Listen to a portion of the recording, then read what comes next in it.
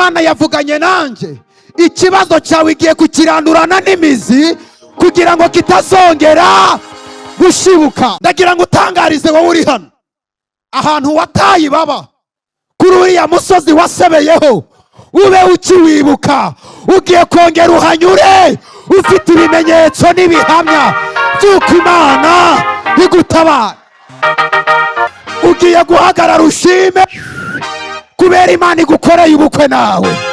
Ugiye guhagarara ushime kubera ko Imana ikwikiye umurozi wazengereje famiye. Ugiye guhagarara watera haleluya.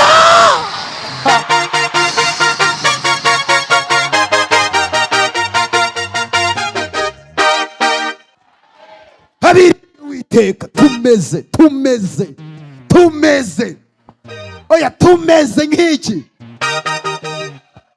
Karisimbi wayimura, Kilimanjaro wayimura, enyeganyeze uwo muntu mubwire ngo ndi umusozi ntiwongere kuntera ubwoba.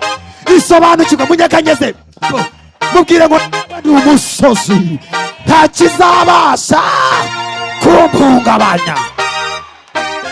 Habiri Uwiteka, tumeze. Barizo umuntu ngo haraho wataye baba nawe, haraho wasebeye mama, haraho wasebeye my sister, hariya wataye baba. Ugiye kongera kuhanyura bayobaga uburyo Imana igutabaye. Haleluya. Peri ya sari moriyata.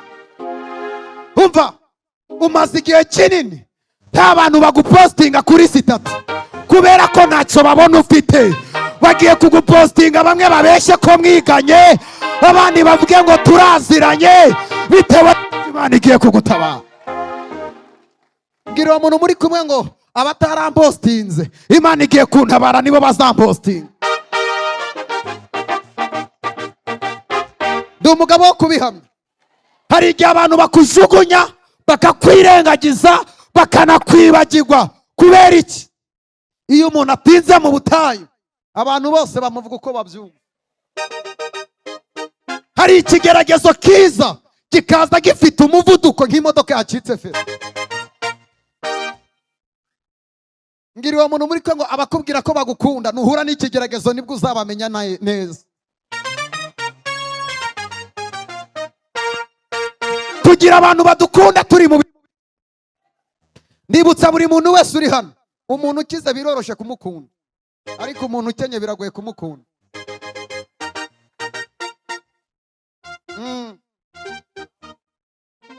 Ninde babwiye ko ntacyo azimarira? Uyu mugoroba nagutangariza ko ugiye kukimara bakiriho. Abavuze ngo Imana yawe ntacyo izakumarira, ndabona abamarayika baza kugira icyo bakumarira. Hey!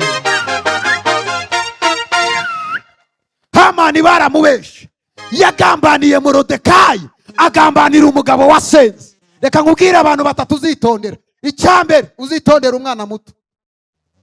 Uyu munsi ushobora gufata umwana muto ukamusuzugura, ariko ejo hazaza he ntabwo haza. Kabiri, jya witondera umunyamasengesho. Buriya abantu basenga bagira UPI bagendana.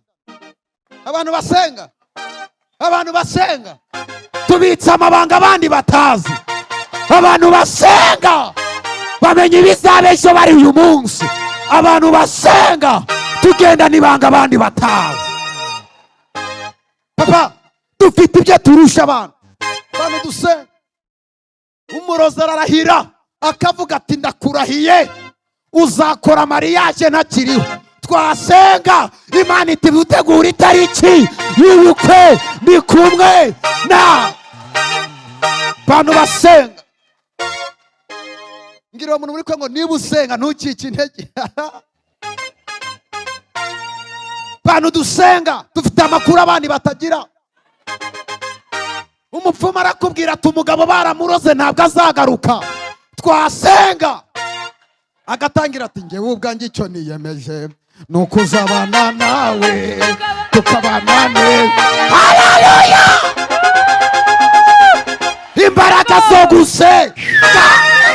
Imbaraga zo gusenga. Tera haleluya! mbwira uwo muntu muri Kongo, ufite Imana ntugire ubwoba. Niba ufite Imana papa, ntugire ubwoba. Nta muntu wasenze Imana ijya yemera ko apfana agahinda. Oya, uwasenze Imana ijya imwibuka.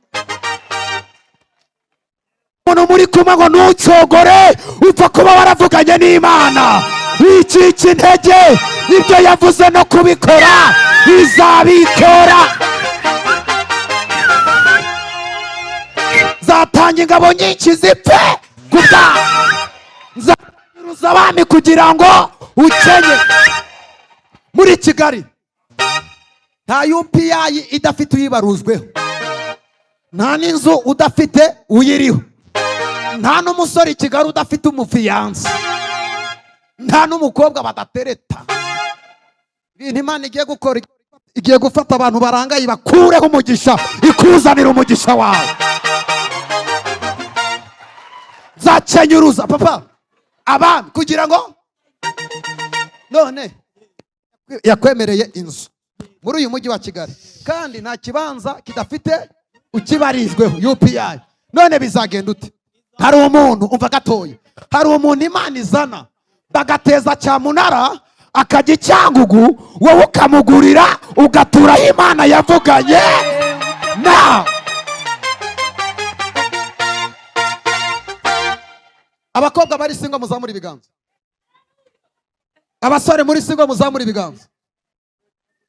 Mufata abantu barangaye mu batwara abafiyanse kuko mwamenya agaciro ko gusenga.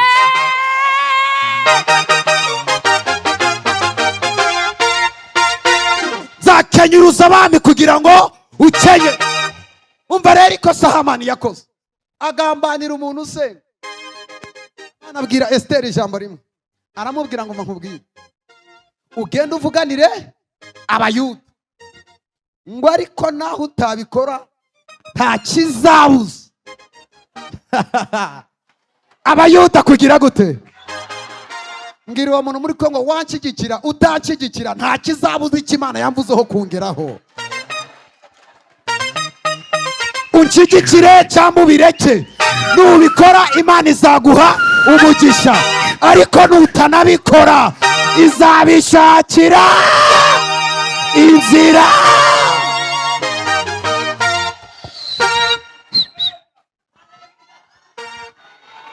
Heri atari bokatike tesa, heri asabe. Uyu mugoroba Imana igiye kugukangira adversaire ukumereye nabi. Papa ufite adversaire, hari adversaire utumereye nabi, hari adversaire urara uduteye ubwo utumereye nabi. Uyu mugoroba Imana igiye kumukanga. Ndaje ngaruke gatoya. Muri iyi Imana ariko sitagikora. Iyi Imana ishaka kuguhanira umuntu wakubabaje, ifata igisebo yakwikoreje nawe ikakimwikoreza ku manywa izuba riva.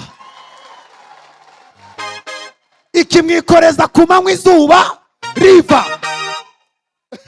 Ngira uwo muntu muri Kongo, ibisebo bakwikoreje Imana ibigukuyeho, bagiye kubisubirana.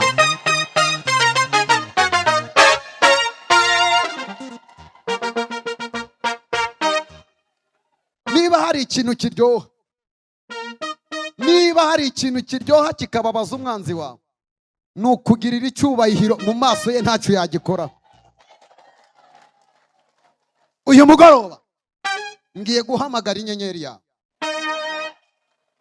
Nibutse buri muntu wese uri hano avuka n'inyenyeri. Nta muntu uri hano waje kubera impanuka. Ugiye guhagarara ushime kubera Imana igukoreye ubukwe nawe. Ugiye guhagarara ushime kubera ko Imana ikwikiye umurozi wazengereje famiye. Ugiye guhagarara watera haleluya.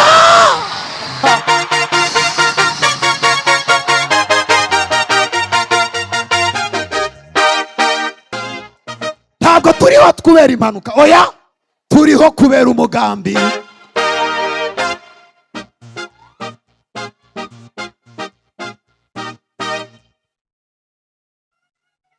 Mumwikirize na Satani afite mu izina rya Yesu.